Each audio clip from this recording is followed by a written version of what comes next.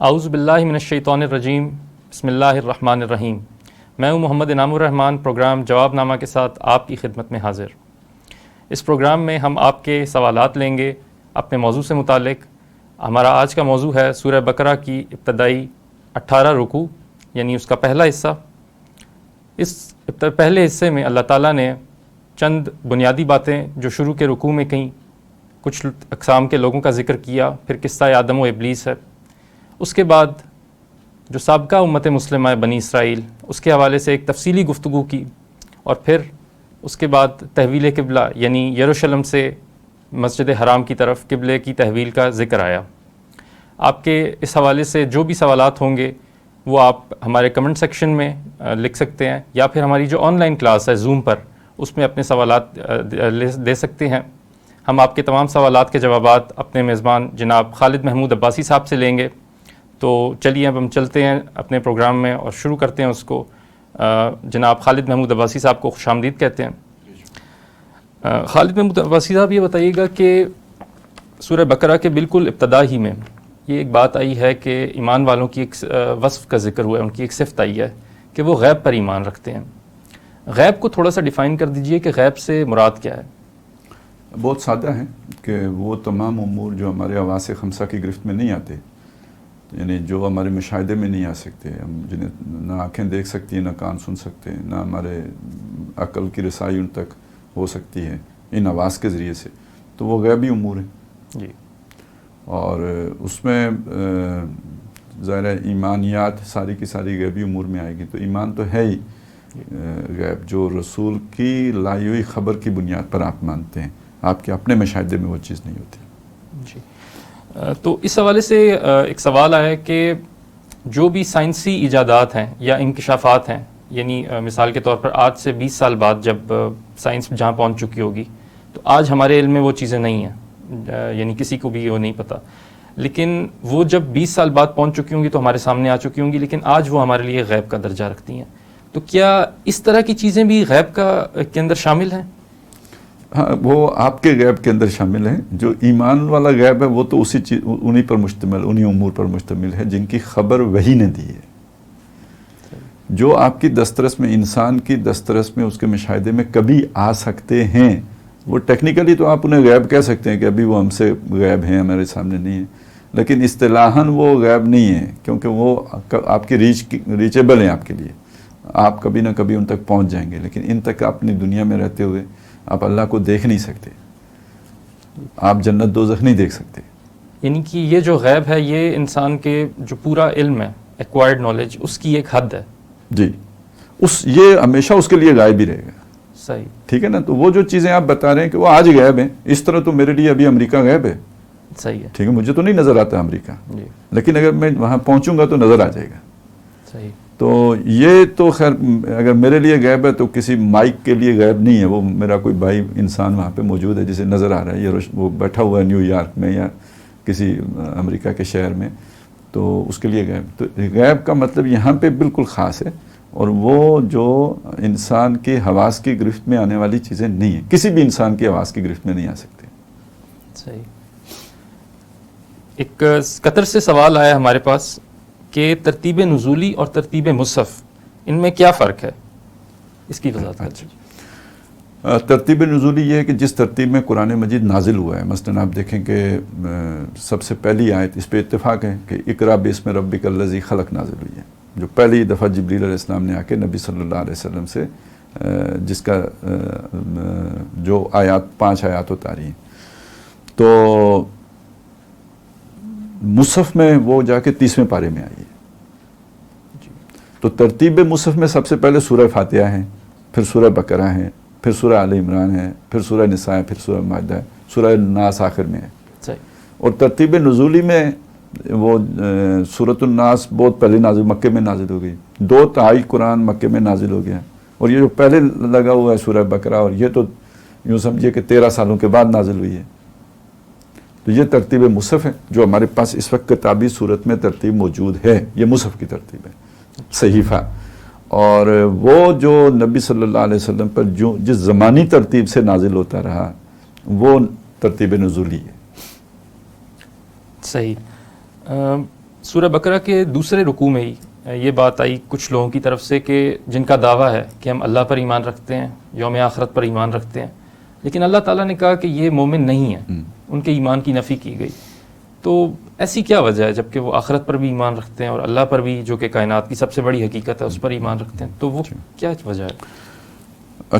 اس میں دیکھیں، پہلی بات یہ ہے کہ جو ان کی نفی کی گئی اس لیے کہ بنیادی بات یہ ہے کہ اللہ کو ماننا اور آخرت کو ماننا، اس کا اعتبار یا اس کا جو معیار ہے وہ رسالت نے مقرر کیا ہے.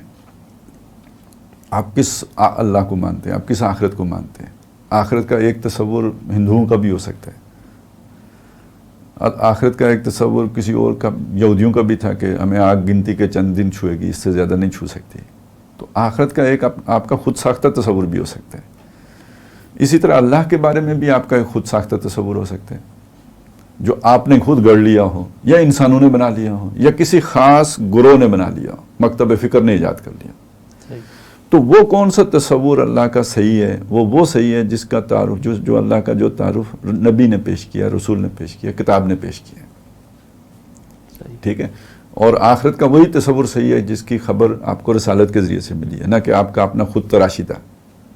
تو جب آپ رسالت کا ذکر نہیں کرتے، صرف اللہ اور آخرت کا ذکر کرتے ہیں، تو یہ آپ کا مقدمہ قابل قبول ہی نہیں ہے. یہ تو میں نے آپ کو بالکل یعنی ٹیکنیکلی ڈیفائن کر کے بتا دیا ہے کہ وہی ایمان باللہ معتبر ہے، وہی ایمان بالآخرہ معتبر ہے جس کی سند آپ کے پاس رسالت سے ہو. آپ کا اپنا خود تراشیدہ ایمان باللہ آخرت میں معتبر نہیں ہے. ٹھیک ہے. تو ایک تو اس وجہ سے یہ مومن نہیں ہے. انہوں نے دو چیزوں کا تو ذکر کیا، تیسری کو گول کیا انہوں نے. ایک تو بنیادی بات یہ ہو گئی. دوسرا میں معلوم ہے کہ ایمان کے دو درجے ہیں، اقرار باللسان، تصدیق بالقلب. یہ اقرار تو ہے ان کے ہاں، تصدیق نہیں ہے. ٹھیک ہے. تیسری ایک اور ذرا تھوڑی گہری بات ہے، قرآن مجید میں اس کا بھی ذکر ہے، اور وہ یہ ہے کہ آپ کو بعض اوقات ایمانی کیفیات حاصل ہو جاتی ہیں لیکن وہ استدراجن ہوتی ہیں، فریب ہوتا ہے آپ کا. اور یعنی آپ اللہ پر ایمان ہے، اللہ کا یقین بھی آپ کا، لیکن یہ کہ یہ یقین وہ والا یقین نہیں ہے جو مطلوب ہے. ٹھیک ہے نا. مطلب یہ ایک فریب ہے جس میں آپ مبتلا ہیں، اس میں کوئی نہ کوئی بیچ میں کسی آپ کے عمل کی وجہ سے کوئی خرابی ہوتی ہے، وہ قابل قبول نہیں ہوتا، وہ آپ کا ایک فریب بن کے وہ ایمان رہتا ہے آپ کے ساتھ. یہ استدراجی ایمان ہے. تو یہ بھی ہو سکتا ہے کہ کچھ لوگوں کو زوم ہو جائے، وَزَعَمَ أَنَّهُ مُؤْمِنٌ أَلَمْ تَرَ إِلَى الَّذِينَ يَزْعُمُونَ أَنَّهُمْ آمَنُوا. آپ کو زوم نہیں ہے، کچھ لوگوں کو ایسا زوم ہو سکتا ہے کہ ہم ایمان والے ہیں، حالانکہ نہیں ہوتے. کیوں؟ وجہ کیا ہوتی ہے کہ وہ انہوں نے پورا پیکج نہیں لیا ہوتا. صحیح. ٹھیک ہے نا. یا ان میں وہ خلوص اور اخلاص نہیں ہوتا. لیکن بہرحال ایک یقین کی کیفیت، وہ آخر سن کے ماحول ایک میں رہ کے تو وہ ایک کیفیت بن سکتی ہے آپ کی. ٹھیک ہے. تو یہاں پہ تو بالکل اگر سمپلی دیکھیں تو چونکہ عام طور پہ منافقوں کے بارے میں یہ سمجھا جاتا ہے کہ وہ جھوٹ کا دعویٰ کر رہے ہوتے ہیں، جھوٹا دعویٰ کر رہے ہوتے ہیں. تو یہاں یہ بھی عام یعنی ذکر یہی ہے کہ جی یہ منافقین کا ذکر ہے، حالانکہ یہ زیادہ تر یہاں مخاطب یہودی ہیں، اور ابھی نفاق کا پودا مطلب بڑے ابتدائی درجے میں قابل ذکر بھی نہیں ہے. مدینے میں منافقت ہے لیکن ابھی پہلا سال 1.5 سال کا دور ہے جس میں یہ آیتیں نازل ہو رہی ہیں، تو ابھی وہ قابل مذکور نہیں ہے. اصل لوگ وہ ہیں جو یہودی، جو پہلے سے وہاں ایمان کے دعووں کے ساتھ موجود تھے، جو اللہ والوں کے طور پہ جانے جاتے تھے، جو تورات کے وارث تھے. تو اصل بات یہ ان سے کی جا رہی ہے کہ اب یہ تمہارا ایک عقیدہ ہے وراثت میں ملا ہوا، تمہارے ایمان تمہارا حال نہیں بنا ہے. اگر ایمان حال بن گیا ہوتا تو یہ گروہی تعصب جو ہے جس کی وجہ سے تم آخری رسول جو اللہ کی طرف سے نمائندے آئے ہیں ان کو ماننے سے انکاری ہو گئے ہو. یعنی آپ کو اس سے کیا گیا؟ آج کے حالات میں دیکھیں، ابھی وہ جھگڑا چل رہا ہے فرانس کے سفیر کا. تو مطلب فرانس اگر اپنے یہ سفیر واپس بلا لے اور دوسرا سفیر بھیج دے، تو آپ کا تعلق فرانس کے ساتھ ہے یا سفیر کے ساتھ ہے؟ صحیح. تو وہ جو سفیر بھیجے آپ کو ماننا چاہیے. تو آپ کا تعلق اگر اللہ کے ساتھ ہے، اللہ پر بھی آپ کا ایمان صحیح ہے، تو اللہ نے اب اگر موسیٰ علیہ السلام کی شریعت کو منسوخ کر کے محمد رسول اللہ کو بھیج دیا ہے، تو آپ کا تعلق اگر اللہ کے ساتھ ہے تو آپ کو کوئی اشکال نہیں ہونا چاہیے، اس پر آپ کا کوئی دل رکنا نہیں چاہیے. لیکن رک گیا تو اس کا یہی مطلب نہیں ہے کہ آپ کو محمد رسول اللہ سے بغض ہے، اس کا یہ بھی مطلب ہے کہ آپ کو اللہ سے بھی آپ کا وہ جو تعلق مطلوب ہے وہ نہیں ہے، لہذا اب آپ کا ایمان جو ہے وہ کسی کام کا نہیں ہے، اگرچہ کہ آپ اللہ کو مانتے ہیں، ٹھیک ہے، لیکن اس درجے میں نہیں مانتے جس درجے میں مطلوب ہے. تو اس لیے کہا گیا یہ مومن نہیں ہے، مطلوبہ ایمان ان کے اندر نہیں ہے. اور یہ جو آخرت میں پل صراط کا تصور ہے نا، جی، یہ چھانٹی کافروں اور مسلمانوں کے درمیان نہیں ہے، یہ چھانٹی انہی لوگوں کے درمیان ہے جن کا دنیا میں اقرار باللسان تھا، حقیقت میں ایمان اگر دل میں تھا بھی تو وہ یہ والا مطلوبہ معیار کا نہیں تھا. تو یہ چھانٹی وہاں پہ اس کی لگنی ہے،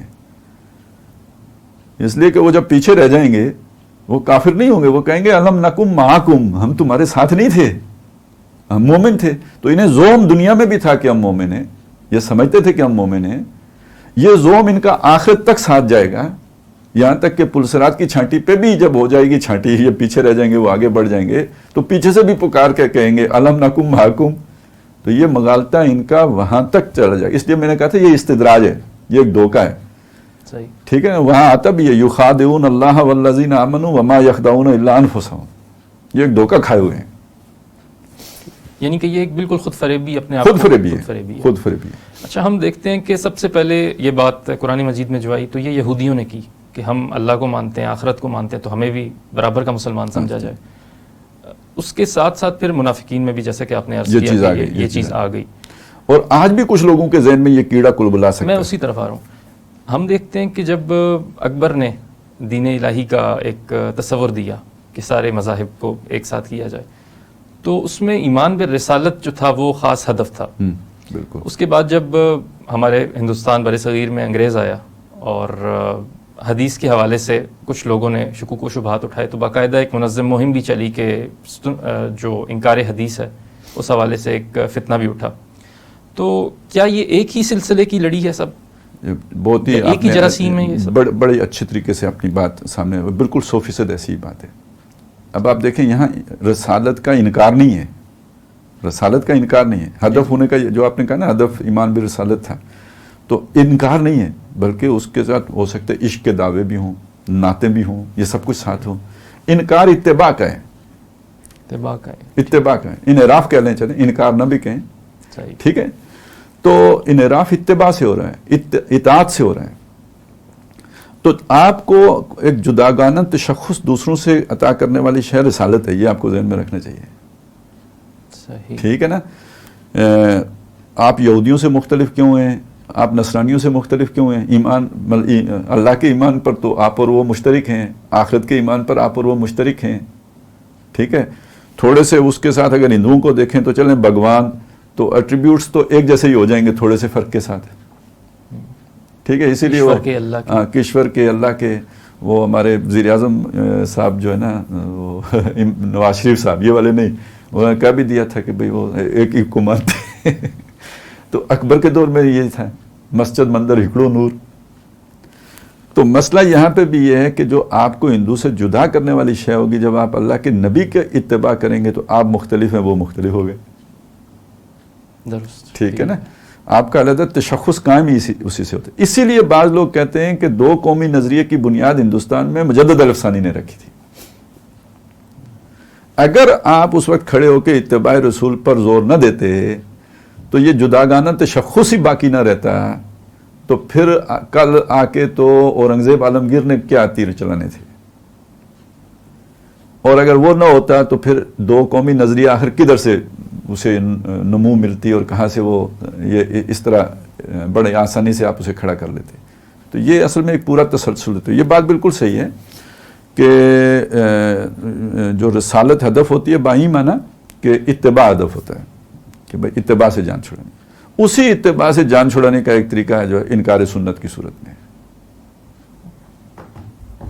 کہ سنت کی حجیت کے قائل نہ رہنا. اچھا، وہ بھی بڑا سیٹل طریقہ ہوتا ہے.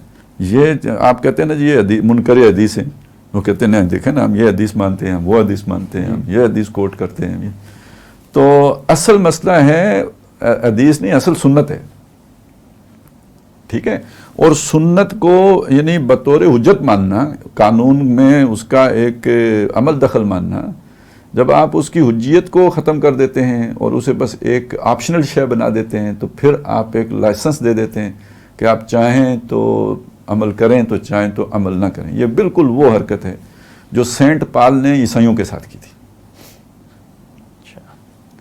مطلب اس نے کوئی لمبا کام نہیں کیا, حالانکہ یعنی کتنے ثابت قدم تھے, سارا تشدد جھیلا انہوں نے جو حواری تھے یہودیوں کا. آخر یہودی کتنے ان کے اندر آپ سوچیں نا ہاسٹائل ہوں گے وہ, جنہوں نے مسیح علیہ السلام کو اصولی دے دی, تو ان کے شاگردوں کے ساتھ انہوں نے کیا نہیں کیا ہوگا. تو زبردستی کے ساتھ ان کو نہیں منوا سکے, نہیں جھکا سکے, نہیں روک سکے. اب ان کا ایک آیا وہ جو یوجبو کا قولہ فی الحیات الدنیا, بڑی لچھے دار باتیں کرنے والا زخرف القول والا بندہ آیا, سینٹ پال. اس نے آ کے عیسائیت قبول کی. قبول کرنے کے بعد اس نے اپنا زخرف القول کا جو ہے نا وہ پھندا بنایا, وہ فٹ ہو گیا گردنوں میں. اس کی بنیاد پہ اس انکار جس چیز کا ہوا وہ شریعت تھی. تو یہ ہے جو امت مسلمہ کے ساتھ کھیلا جا رہا ہے. یہ امت مسلمہ کے سینٹ پال ہیں جو سنت سے ہٹانے کی کوشش کرتے ہیں. وہ کسی بھی فلسفے, کسی بھی عنوان, کسی بھی ریزن سے کیا جائے, مطلب اس کا جداگانہ تشخص ختم کرنا ہوتا ہے. اور سارا جھگڑا جو بھی ہمیشہ سے چلا آ رہا ہے نا, وہ نبیوں کے آنے ہی سے کھڑا ہوتا ہے. ٹھیک ہے, مطلب اللہ تعالیٰ نے تو ایک انسانوں کو ایک طریقے پر ہی کھڑا کیا تھا. آدم علیہ السلام کان الناس امتا واحدا, ایک ہی امت تھی. ہوا کیا, اس کے بعد پھر لوگ دوسرے رخ پہ چلے گئے, اور وہ دوسرے رخ پہ جاتے جاتے نوح علیہ السلام کے دور میں دوسرا ہی رخ رہ گیا. یہ جس رخ پہ کھڑے ہوئے تھے وہ بالکل معدوم ہو گیا. تو اب آ کے اس ایک یعنی جو سیٹلڈ ہو چکا ہے معاشرہ, اس میں آ کے ارتعاش کس نے پیدا کیا؟ نوح علیہ السلام نے. تو جنہوں نے ان کو مان لیا, تو اب یہ دو گروہ بن گئے, ان میں اختلاف ہو گیا, فرکشن کریٹ ہو گئی, اب جھگڑا شروع ہو گیا. اس کا اختتام جا کے اس پہ ہوا کہ سارا ایک گروہ مٹا دیا گیا.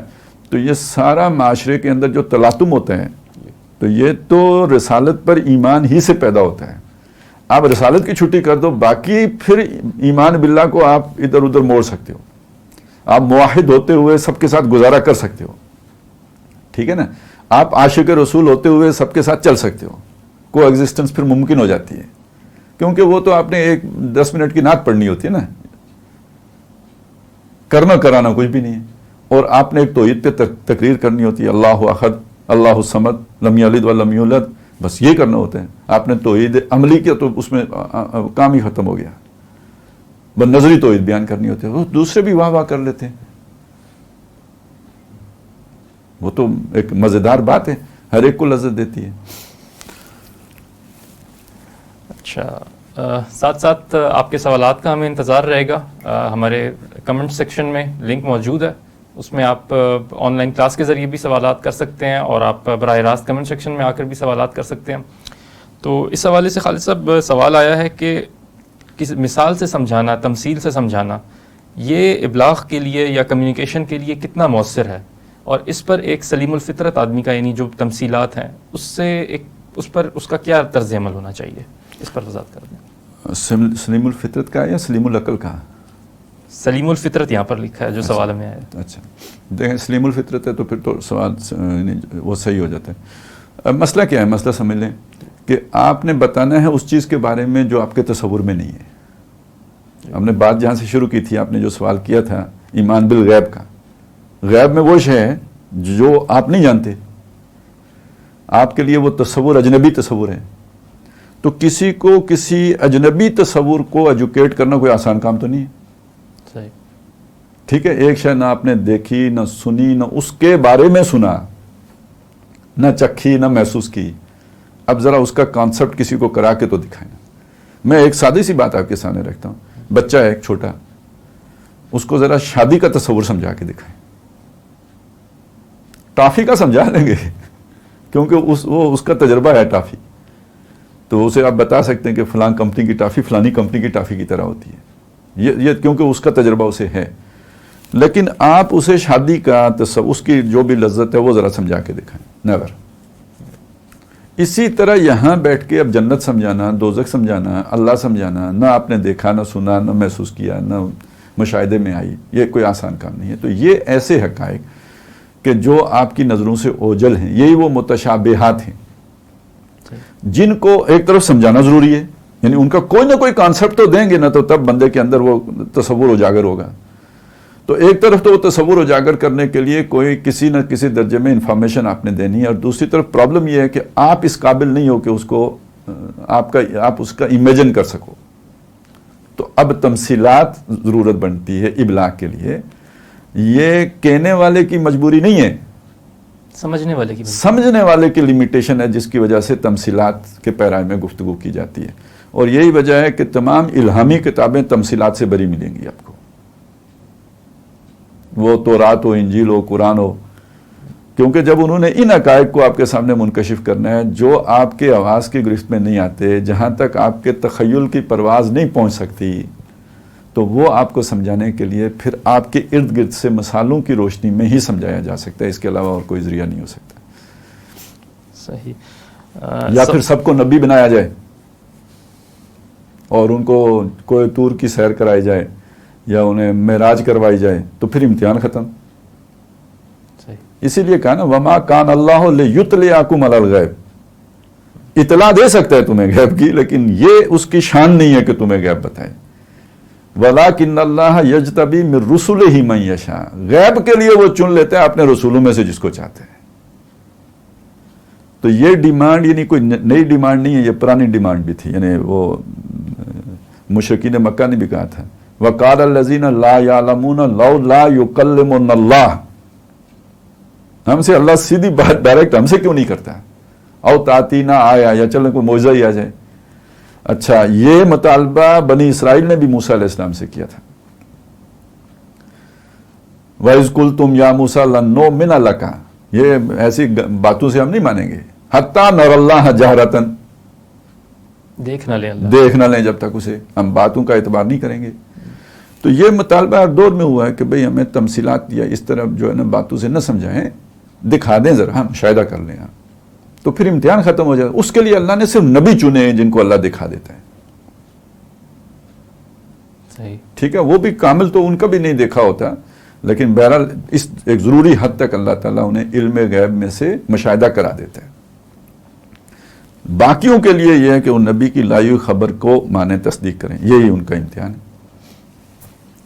آخر یہ کوئی معمولی صفت ہوتی تو سب سے پہلی صفت کے طور پر کیوں بیان ہوتی؟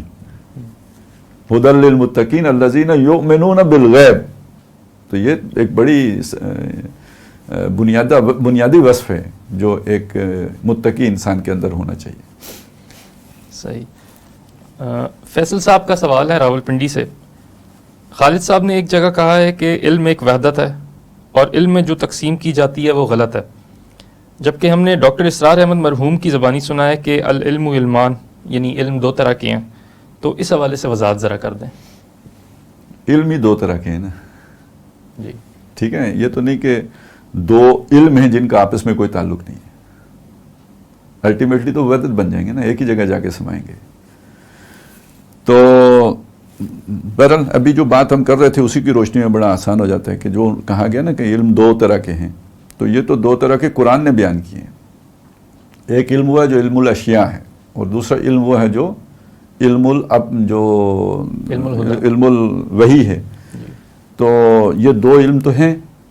اور ابھی بھی جو ہم بات کر رہے تھے کہ یہ جو سارے الہامی علم ہے، اس کا تعلق تو وحی کے ساتھ ہے. یہ آپ اپنے آواز کی سے نہیں سیکھ سکتے، یہ اس ذریعے سے آپ کو سکھایا جاتا ہے، پہنچایا جاتا ہے آپ تک. باقی آواز کے ذریعے سے علم جو آپ کا علم الاشیاء یا علم الابدان، تو وہ ترقی کرتا رہتا ہے. اور اگر آپ ان دونوں کو جوڑ نہیں سکتے،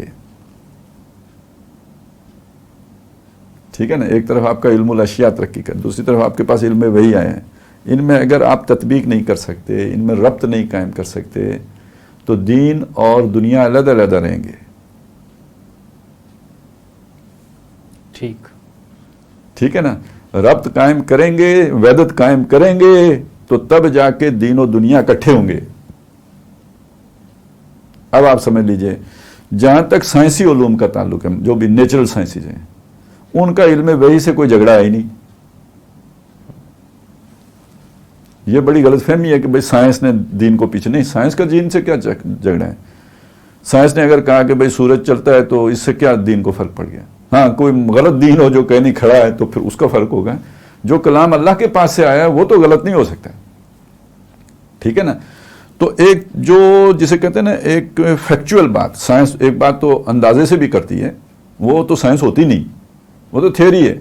جو ثابت شدہ فیکٹ ہے وہ کبھی بھی الہی کلام کے مخالف نہیں ہو سکتا، وہ تو ایک ہی چیز ہوگی. تو سائنس کا جھگڑا نہیں ہوتا. جھگڑا پھر سائنس کے نتیجے میں ظاہر ہے آپ کا ایک ویژن بنتا ہے. جتنی آپ کی معلومات پھیل جاتی ہیں سائنس کے نتیجے میں، اتنا پھر آپ کا ظرف ذہنی بن جاتا ہے. اس ظرف ذہنی سے پھر آپ کے کچھ وہ علوم کے جو قیاسی ہوتے ہیں وہ جنم لیتے ہیں، جو سائنسی نہیں ہوتے. فلسفہ جنم لیتا ہے اور مختلف علوم جو ہیں وہ آپ کے قیاسی علوم جنم لیتے ہیں. اب ان قیاسی علوم کا جھگڑا کھڑا ہو جاتا ہے مذہب کے ساتھ. ٹھیک ہے. تو سائنس کو مسلمان بنانے کی ضرورت نہیں ہوتی، وہ پہلے ہی سے مسلمان ہوتی ہے. ان قیاسی علوم کو مذہبی علوم یعنی جو الہامی علم ہے اس کے تابع لانا پڑتا ہے. اب ظاہر ہے تابع وہ بالکل اپنے آنکھ کان کو بند کر کے نہیں ہو سکتا، سائنسی علم سے ناتا توڑ کے تابع نہیں ہو سکتا ہے، تو اس کے ساتھ ایک ربط قائم کرنا پڑتا ہے.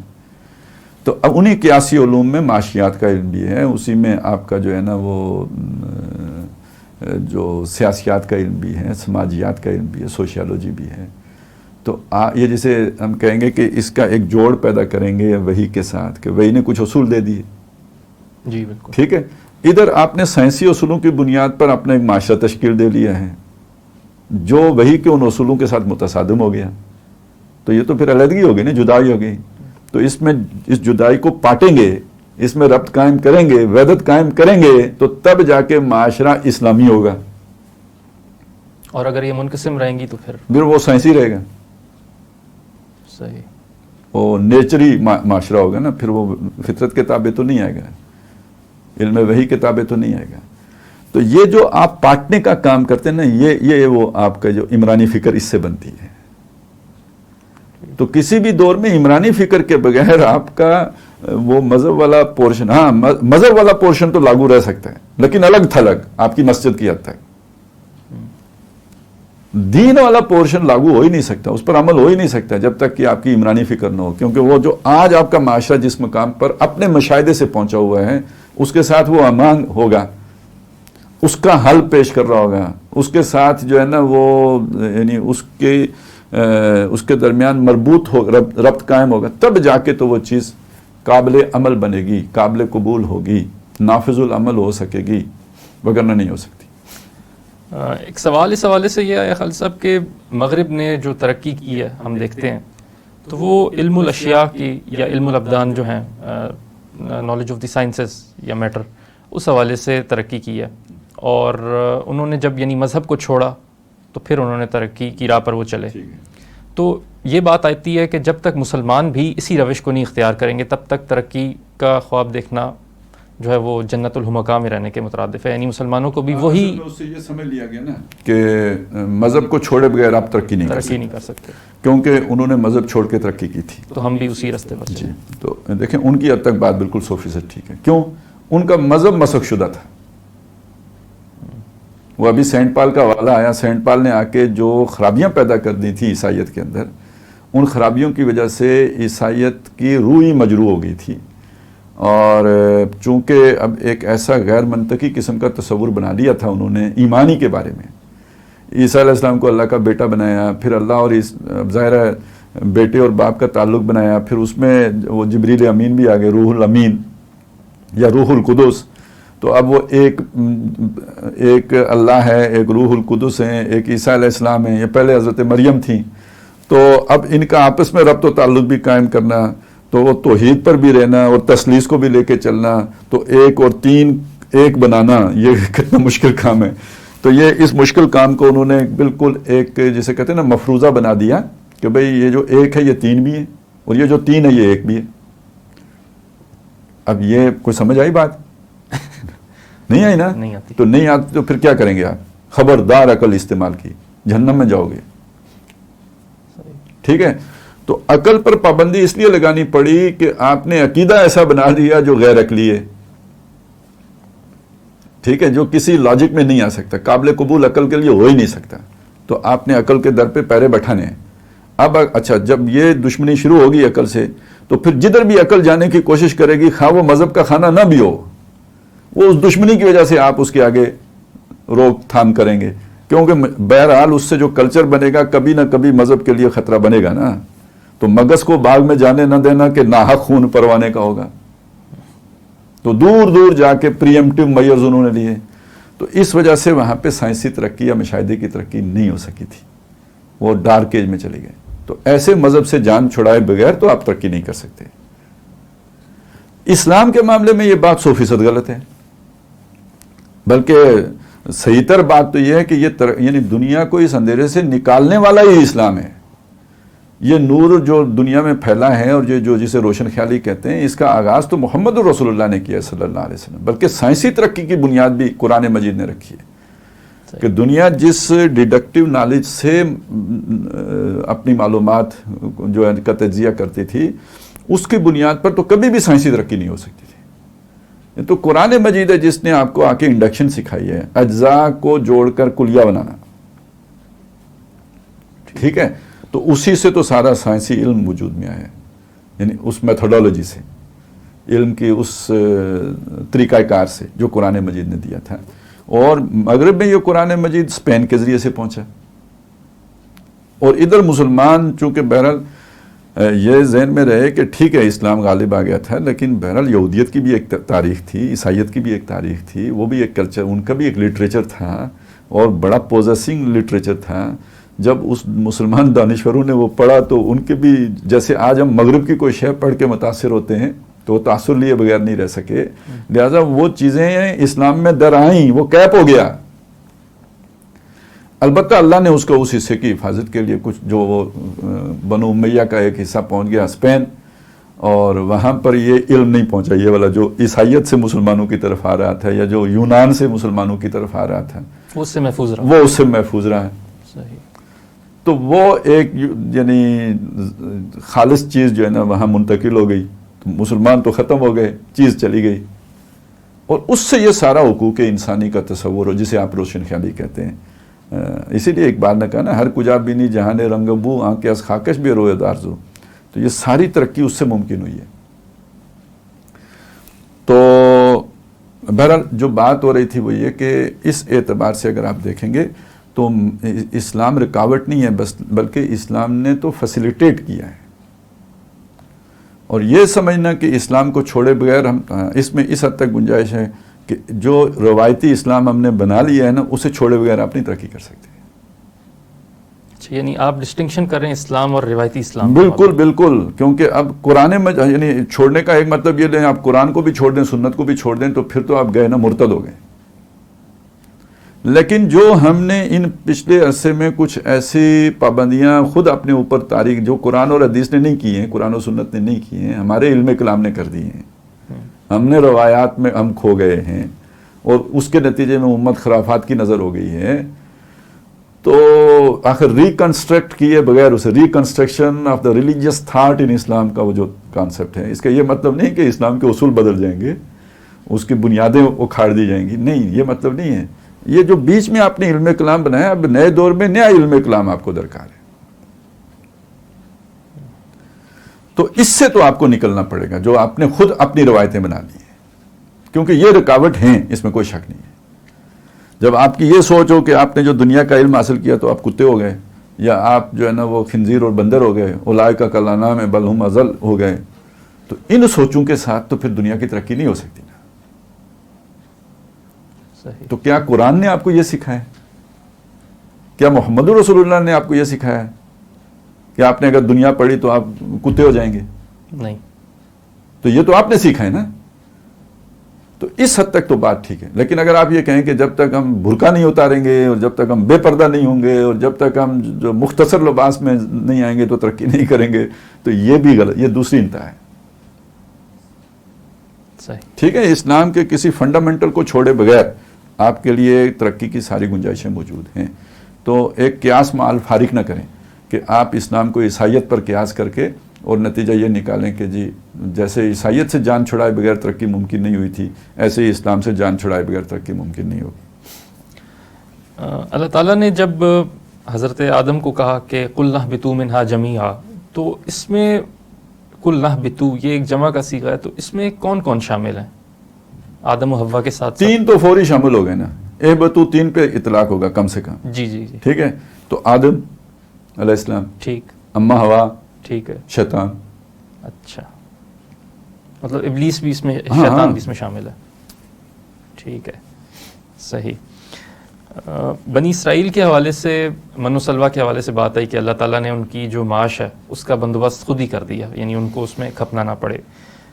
اب اس میں پارٹیسپینٹ کی طرف سے سوال آیا ہے کہ ہمیں تو یعنی امت مسلمہ کو تو من و سلوہ اس طرح کا کوئی نہیں دیا گیا، اور بلکہ یہاں پر تو معاملہ یہ ہے کہ آج کا جو انسان ہے وہ معاش کے حوالے سے اسے کہا جاتا ہے اکنامک مین ہے، یعنی سب سے زیادہ جو مصروف ہے وہ معاش کے لیے، اس کو باقی وقت ہی نہیں ہے۔ تو ایسے میں جو دین کا کام جو اللہ تعالیٰ نے ہمیں سونپا ہے، جو کسی زمانے میں بنی اسرائیل کو سونپا تھا، اس میں کس طریقے سے یعنی بیلنس جو ہے وہ اسٹرائک ڈاؤن کیا جائے؟ دیکھیں جی، پہلی بات تو یہ ہے کہ اللہ تعالیٰ نے ان کو من و سلوہ دیا اور چشمے پھوڑے، صاحبان بادلوں کا کیا دھوپ نہ لگے، تو یہ سارا لاڈ پیار کرنے کا نتیجہ یہ نکلا کہ جب مشکل وقت آیا تو یہ ساری مشکلات اللہ نے سالو کی نا۔ ہاں جی بالکل، ٹھیک ہے، تو یہ لاڈلے پیارے دلارے، تو جب مشکل وقت آیا کہ جب جنگ کا، تو انہوں نے کہا فضا بنتا ہوا ربوں کا قاتلا، تو لڑو بھی جا کے موسیٰ تم اور تمہارا رب۔ ٹھیک ہے، ہم تو لاڈلی مخلوق ہیں، نہیں لڑے۔ اس کے مقابلے میں نبی صلی اللہ علیہ وسلم کے ساتھیوں پر ایسی کوئی جو ہے نا وہ مہربانی نہیں کی گئی، لہذا جب لڑنے کا وقت آیا تو لڑے، بلکہ ان میں سے بعض نے حضور سے کہا بھی ہمیں آپ اصحاب موسیٰ پر قیاس نہ کیجیے گا، کہ جنہوں نے کہہ دیا تھا فضا برتا و ربو کا فقاتلا انا ہاؤنا قاعدون، آپ جو ہمیں حکم دیں گے ہم وہی کریں گے۔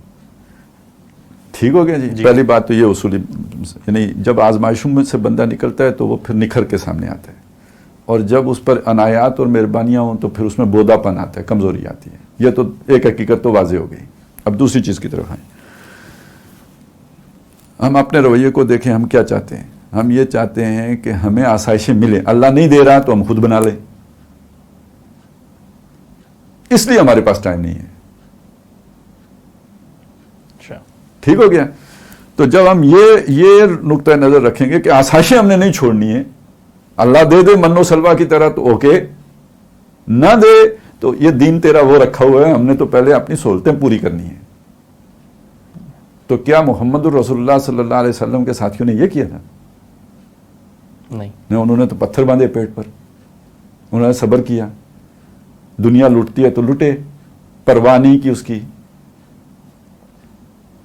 مطلب کہ ہمیں اپنی جو زندگی کا سٹینڈرڈ ہے وہ ایک مختلف رکھنا، وہ منیمم کرنا پڑے گا، منیمم کرنا پڑے گا۔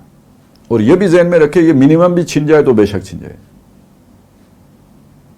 جیسے ہوتا ہے نا ریڈ زون یا ریڈ ایریا، یا آخری جہاں تک آپ کمپرومائز کر سکتے ہیں، ایک تو دائرہ آپ نے لگانا ہے نا جہاں کوئی کمپرومائز نہیں ہو سکتا، کہ اس پہ جان بھی جا سکتی ہے،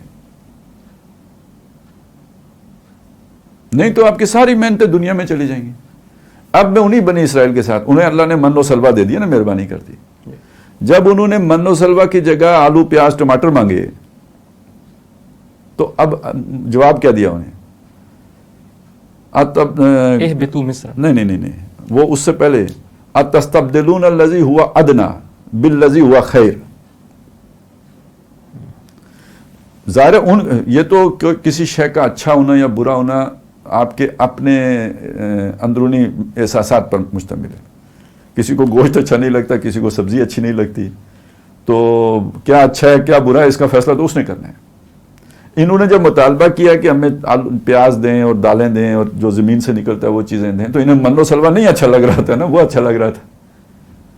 تو اب یہاں اصل بات یہ نہیں ہے کہ اچھا زیادہ من و سلوہ ہے یا آلو پیاز اچھا ہے، اصل بات یہ ہے کہ اس کے نتیجے میں پورا سٹائل آف لائف تبدیل کرنا پڑے گا۔ ابھی آپ فارغ ہو، اللہ آپ کو دے رہا ہے سارے، اور آپ کو جو ہے نا آپ کے پاس وقت ہے۔ جب یہ آلو پیاز کھاؤ گے، یہ آسمان سے تو نہیں اترتے، یہ زمین سے نکلتے ہیں اور یہ پیدا کرنے پڑتے ہیں۔ یہاں قانون فطرت یہ ہے کہ آپ کو محنت کرنی پڑے گی، تو آپ کا ٹائم اس پہ لگ جائے گا۔ تو آپ کے ٹائم کا یہ کمتر اور حقیر استعمال ہے. اللہ نے آپ کا ٹائم بچانے کے لیے آپ کو من و سلوہ دیا ہوا ہے. ٹھیک ہو گیا. تو آپ کو اگر من و سلوہ نہیں دیا تو آپ سے تقاضا یہ ہے کہ اس کے باوجود بھی آپ نے ٹائم ادھر نہیں لگانا ہے آلو پیاز کے لیے. آپ نے بھوکا رہنا ہے یا آدھی روٹی کھانی ہے. چٹخارے نہیں لینے ہیں نا, صبر کرنا ہے. وہ جس طرح ہمارے ایک وزیر اعظم صاحب نے کہا تھا کہ ہم گھاس کھائیں گے لیکن ایٹم بم بنائیں گے. یہ کمٹمنٹ ہے نا. تو اللہ تعالیٰ کو بھی وہی اسپرٹ درکار ہے. صحیح. ایک پارٹیسپینٹ کی طرف سے سوال آیا ہے لاہور سے, اور اس میں انہوں نے کہا ہے کہ اسلام میں ارتداد کی سزا قتل کیوں رکھی گئی ہے, جبکہ آج ہم دیکھتے ہیں کہ آج کے دنیا میں تسلیم شدہ اصول ہے کہ مذہب جو ہے وہ ہر انسان کا حق ہے کہ وہ جو مذہب اختیار کرے. تو ایک مسلمان اگر ارتداد کرے تو اس کی سزا قتل کیوں رکھی گئی ہے؟ ویسے تو اگر آپ اسلام کے قانون حجت کے اعتبار سے دیکھیں تو اس نے اسلام قبول کیا تو اس پہ حجت قائم ہو چکی تھی. جی ٹھیک ہے. ٹھیک ہے. جب حجت قائم ہو گئی اس کے بعد اس نے کفر کیا تو اب وہ واجب القتل ہے. جیسے کہ مشرکین مکہ پر حجت محمد رسول اللہ نے قائم کر دی تھی تو اس کے بعد اعلان ہو گیا کہ جہاں ملے انہوں قتل کرو. اب زندگی کا کوئی انکار رہنے کا امتحان کے لیے تھی, حجت قائم ہو گئی, اس کے بعد بھی وہ اس پر کھڑے رہے تو اب نہیں بچیں گے یہ. ٹھیک ہے. تو ایک تو ادھر سے دیکھنے کا معاملہ ہے. دوسرا چونکہ دنیا کی مثال دی ہے تو مذہب کے اعتبار سے دیکھیں تو ان کی بات ٹھیک ہے. اسلام دین ہے اور اسلام سے بغاوت ریاست سے بغاوت ہے. اسلام ریاست ہے. تو دنیا میں مذہب تبدیل کرنے کی اجازت ہے, ریاست سے غداری کرنے کی اجازت نہیں ہے. آپ اسلام کو اگر مذہب کے طور پہ دیکھیں گے تو پھر آپ کا آرگومنٹ وہ ٹھیک بن جائے گا. صحیح. تو ریاست جب ہم لفظ بولتے ہیں اسٹیٹ تو اس میں بھی ہمارے سامنے ڈیفینیشن وہ ہے جو ہم نے معین کی ہوئی ہے. وہ 4 چیزیں, وہ علاقہ ہو, آبادی ہو, منظم ہو, حکومت ہو, اس کی خود مختاری حاصل ہو. تو یہ ایک ریاست کی یہی بنیادی لوازمات ہیں نا. تو اسلام یعنی یوں سمجھ لیجئے کہ جب یہ غالب ہوتا ہے تو یہ اب یہاں پہ سرحدیں جغرافیائی سرحدیں اہم نہیں ہوتی. سب سے اہم شے نظریہ ہے. یعنی آپ یہ کہہ رہے ہیں کہ اسلامی ریاست کی بنیاد اس کا نظریہ ہے. صحیح. اس نظریے سے غداری جو ہے نا وہ ناقابل برداشت ہے. اچھا, ایک آدمی کو ابھی اس نظریے کی سمجھ نہیں آئی تو اسے جینے کا حق حاصل ہے. جس کو سمجھ آ گئی تو قبول کر لی, اب واپس جا رہے ہیں. نو. صحیح. بالکل جس طرح اگر کوئی سپاہی جو ہے وہ واپس آ جائے, میدان جنگ سے بھاگ جائے تو اس کی جو جدید ریاستوں میں سزا ہوتی ہے وہ. صحیح. اس حوالے سے مزید سوالات ہمارے پاس آئے ہیں. جو ورفعنا فوقکم الطور, کہ ہم نے تم پر کوہ طور کو بلند کیا, اس سے کیا مراد ہے؟ جو مفسرین نے لکھا ہے وہ یہ کہ وہ کوہ طور اللہ نے اٹھا کے تو ان کے سروں پر مستولی کر دی ہے, بادل کی طرح. اچھا. جس کا مطلب یہ تھا کہ بس آئے تھلے بلڈوز ہونے لگے. تو جب آپ پر ایسی کیفیت طاری ہو کہ یہ چھت آپ پر گرا چاہتی ہے تو آپ کے اندر پھر جو آپ کا دل نرم پڑ جائے گا, آپ کی توجہ جو ہے وہ اللہ کی طرف سے ہو جائے گی.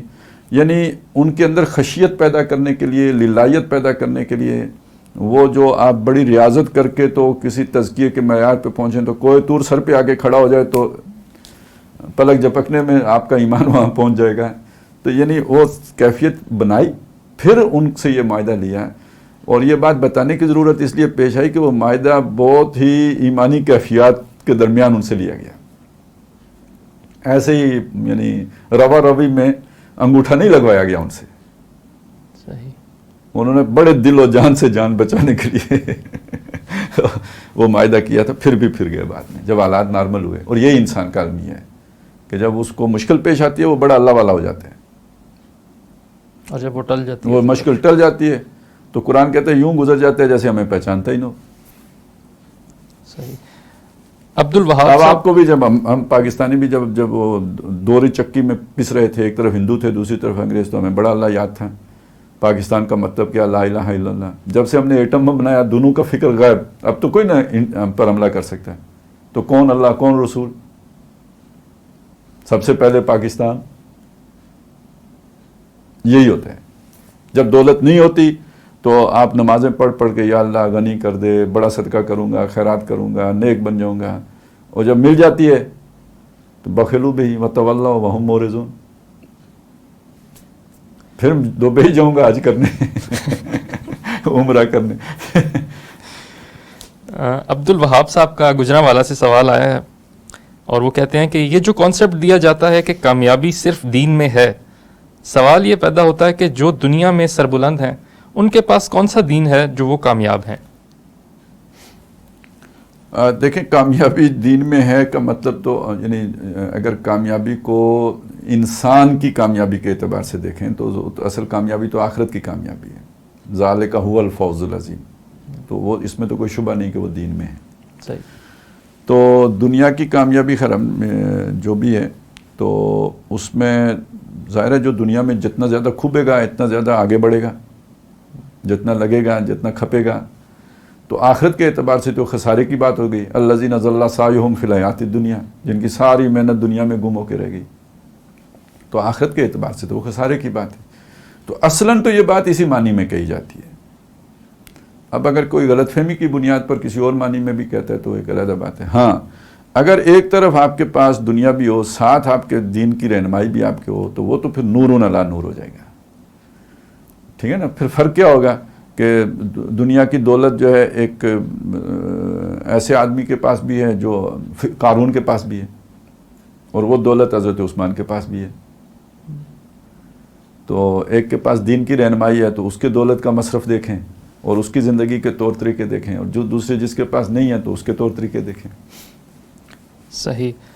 اللہ تعالیٰ نے بنی اسرائیل کے حوالے سے ایک واقعے کا ذکر کیا کہ بابل میں جب ہاروت و ماروت کا واقعہ ہے، اور اس میں بتایا گیا کہ وہ اللہ کی آیات کو چھوڑ کر جادو ٹونے اور اس طرح کی چیزوں میں پڑ گئے.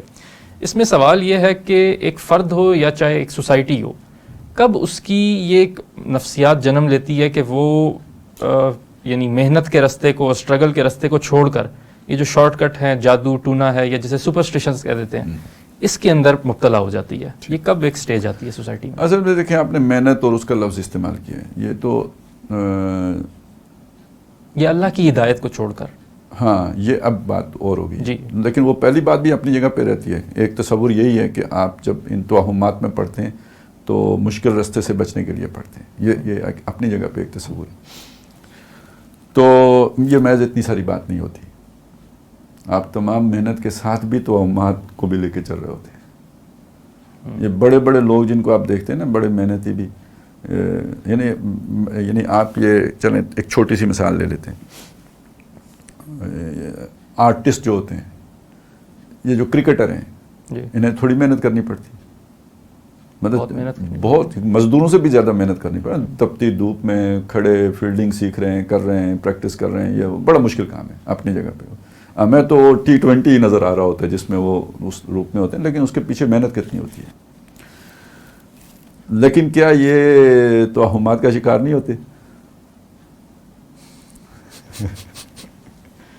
یعنی وہ ساری محنت اپنی جگہ پہ. سب سے زیادہ پیر پرست بھی یہی ہوتے ہیں. اور ابھی بھی کہتے ہیں ہم نے 92 کا ورلڈ کپ جو ہے نا نصرت فتح علی خان کی قوالیاں سن کے جیتا تھا. صحیح. ٹھیک ہے نا. تو وہ انہوں نے کوئی انگوٹھی پہنی ہوئی ہوگی، کسی نے کیا باندھا ہوگا، یہ سارا کچھ وہاں پہ بھی ہوتا ہے. یہ باقیوں کے ساتھ بھی ہوتا ہے. وہ نظر نہیں آنے دیتے. بڑے بڑے سرمایہ دار اصول برکت کے لیے پتہ نہیں کس کس کی میٹنگیں کر رہے ہوتے ہیں. کہتے ہیں چلے کٹوا رہے ہوتے ہیں. خود نہیں، ان کے پاس ٹائم نہیں ہوتا نا، وہ تو فیکٹری ہوتے ہیں، لیکن انہوں نے بندے رکھے ہوتے ہیں جو یہ سارے کام کر رہے ہوتے ہیں ان کے لیے. تو ساری محنتوں کے ساتھ بھی سپرسٹیشنز ساتھ چلتی ہیں. یہ اصل میں انسان کی ایک لازمی ضرورت ہے. اس کے اندر جو کچھ بھی رکھا گیا ہے، تو اگر اس کے یعنی اس کو سپر نیچرل کا کوئی وہ نہیں ہوگا تصور اس کے ذہن میں، تو ایک خلا رہے گا. اچھا. ٹھیک ہے نا. وہ ہمیشہ ایک بے چینی محسوس کرے گا، اس عدم تحفظ کا احساس رہے گا، تمام تر محنت کے بعد بھی رہے گا. اس کو فلفل کرنے کے لیے آپ نے کوئی پھر وہ بنانے ہوتے ہیں نا، کوئی نہ کوئی جگاڑ لگانی ہوتی ہے. اور وہ جو سیانے ہوتے ہیں وہ پھر جگاڑ سکھاتے ہیں، کیونکہ وہ اس سے مال بناتے ہیں. جس نے آپ کو امام ضامن باندھا، جس نے آپ کو کچھ دعا دی، اس نے پھر اپنی ہی دکان بنانی ہوتی ہے نا اس سے، وہ آپ کو اس پہ لگا کے رکھتے ہیں. تو قرآن مجید نے جس انداز میں یہ بات رکھی ہے وہ یہ کہ اس خلا کو پر کرتی ہے اللہ کی کتاب پرفیکٹلی. جب آپ اللہ کی کتاب سے کٹ جاتے ہو تو پھر آپ کٹی پتنگ ہو. اب یہ جو قرآن نے جو یہاں اس کا ذکر بھی کیا تو اسی طرح کیا ہے کہ انہوں نے جب ان کے پاس اللہ کے رسول آئے تصدیق کرتے ہوئے اس کی جو ان کے پاس تھا، نبذ فریق من الذین اوتوا الکتاب کتاب اللہ وراء ظہورہم کانہم لا یعلمون واتبعوا ما تتلو الشیاطین علی ملک سلیمان. تو وہ جب خلا پیدا ہوا تو اب انہوں نے اس خلا کو پر کیا، وہ جو شیطان پڑھ کے سناتے ہیں، جادو ٹونا، یہ وہ اس طرح کی چیزیں، یہ ساری جو بھی جسے آپ نے توہمات کہا، یہ ساری کتاب کی رخصتی کے نتیجے میں پیدا ہوتی ہے. کیونکہ وہ جو بھی خالی گھر ہوتا ہے یا خالی جگہ ہوتی ہے تو جیسے خالی جگہ میں ہوا آ جاتی ہے دوسری جگہ کی، اسی طرح جب یہاں سے کتاب نکلتی ہے، کتابی خیالات نکلتے ہیں، کتاب کے نظریات نکلتے ہیں، تو اس کی جگہ پر کرنے کے لیے پھر شیطانی خیالات آ جاتے ہیں، شیطانی علوم آ جاتے ہیں، تو یہ اس خلا کو پھر آ کے پر کرتے ہیں. اچھا، یہ روحانیت کا لفظ بھی یعنی دونوں طرف چل جاتا ہے. مغرب میں جتنی بھی آپ کی یہ جو ہے نا اسپرچولیٹی ہے، یہ ساری شیطنت ہی ہے. اب یہ اتنی کامن سی بات ہے نا، دیکھیں نبی صلی اللہ علیہ وسلم پر جو اللہ کا کلام اتر رہا ہے تو مشرکین کیا کہہ رہے ہیں؟ کہتے ہیں شیطان اتر رہا ہے، یہ شیطان ان کے پاس یہ کلام لے کے آتا ہے. صحیح. تو ظاہر ہے غیب سے آ رہے ہیں، تو اب یہ تو معلوم کرنا ان کے لیے ممکن نہیں ہے نا کہ یہ غیب سے شیطان لے کے آ رہا ہے یا جبریل لے کے آ رہے ہیں. اسی طرح سمجھ لیجئے کہ جو اثرات قرآن مجید کے ہیں اس کے ساتھ کچھ گڈمڈ کے اثرات یہ جو ہے نا یہ شیطانی علوم کے بھی ہیں، جس کی وجہ سے یہ سارا مسئلہ کھڑا ہو جاتا ہے. یہی معاملہ موسیقی کا ہے. صحیح. ٹھیک ہے نا کہ وہ قرآن بھی آ کے آپ کی روح کو وائبریٹ کرتے ہیں، وہ کوئی موسیقی بھی کوئی شے کرتی ہے نا، کوئی دغا تو آپ کو اس سے بھی دجل اس سے بھی آپ کو ہو جاتا ہے. تو اس لیے یہ جو چیزیں ہیں ان سے روکا گیا ہے کہ یہ آپ ان کا شعور نہیں حاصل کر سکتے کہ یہ جا کے کیا خرابیاں پیدا کر رہی ہیں آپ کے اندر. کوئی تو فائدہ بھی مل رہا ہوتا ہے جس سے آپ ایک تسکین پا رہے ہوتے ہیں، لیکن یہ کہ اس کے نقصانات کا پہلو بھی ہوتا ہے جو آپ کو نہیں پتا ہوتا. اور سب سے بڑی بات یہ کہ یہ کتاب کی جگہ پہ جگہ گھیر رہی ہوتی ہیں. وہ جیسے آج کل ہوتا ہے نا، وہ آپ کے ریم میں کتنی جگہ ہے تو کچھ اس طرح کی چیز اگر ہوگی تو وہ پھر آپ کا وہ جگہ سکیڑ دے گی. تو اس کے لیے وہ جگہ اللہ تعالیٰ نے اپنی کتاب کے لیے، اپنے پیغام کے لیے، اپنے علم کے لیے رکھی ہوئی ہے. جب وہ خالی ہوتی ہے تو اس کی جگہ پہ پھر یہ چیزیں گھس آتی ہیں. یعنی کہ انسان کا جو ذہن ہے وہ کبھی بھی سپر نیچرل کسی بھی ہستی یا تصورات سے خالی نہیں ہوتا، آزاد نہیں ہو سکتا، جو جتنا مرضی کہے نہیں ہو سکتا. اور اللہ تعالیٰ نے اس کا صحیح بندوبست بھی کیا کہ یعنی وہی غذا اللہ نے دی ہے نا اپنی کتاب کے ذریعے سے. صحیح. مختصراً بس یہ بتا دیجئے کہ سورہ بقرہ میں آیا اللہ کا رنگ اختیار کرو، صبغۃ اللہ، اللہ کے رنگ سے کیا مراد ہے؟ مختصراً بس اس کا جواب دیجیے گا. دیکھیں یہ تو اللہ کا رنگ یعنی اللہ کی جو صفات ہیں، اللہ غفور ہے، اللہ رحیم ہے، اللہ مہربان ہے، شفیق ہے، محبت کرنے والا ہے. اللہ کا رنگ کا مطلب ہے یہ تو اس درجے میں تو آپ میں نہیں پیدا ہو سکتی، لیکن ان کا کوئی عکس تو آپ کے اندر بھی آنا چاہیے نا. صحیح. سمپل ہی ہے. اللہ نے انسان کو مطلب اپنی عادات یعنی اس کے اندر ڈالی ہیں. اللہ تعالیٰ رب ہے تو اس کو بھی کنبا دیا ہے، یہ بھی پالتا ہے. اللہ تعالیٰ خالق ہے تو یہ بھی چیزیں بناتا ہے. تو یہ سارے چیز اللہ تعالیٰ نے اپنے اس پہ بنایا انسان کو، اپنی یوں سمجھے اپنے سے قریب تر رکھ کے. تو اب اس کا تقاضا یہ ہے کہ اللہ کے رنگ میں یہ رنگا جائے، اللہ کی صفات کو اپنے کردار میں لانے کی کوشش کرے. صحیح. چلیے مزید پارٹیسپنٹس کے بھی کچھ سوالات آ رہے ہیں، لیکن اب ہمارے پروگرام کا پروڈیوسر صاحب کہہ رہے ہیں کہ وقت ختم ہو چکا ہے. ناظرین، یہ تھا آج کا جواب نامہ. کل انشاءاللہ ہم سورہ بقرہ کے دوسرے حصے کی طرف بڑھیں گے اور اس پر گفتگو کریں گے. آپ کے سوالات اور آپ کے فیڈ بیک کا ہمیں شدت سے انتظار رہے گا. تو کل تک کے لیے ہمیں دیجیے اجازت. اللہ حافظ و ناصر.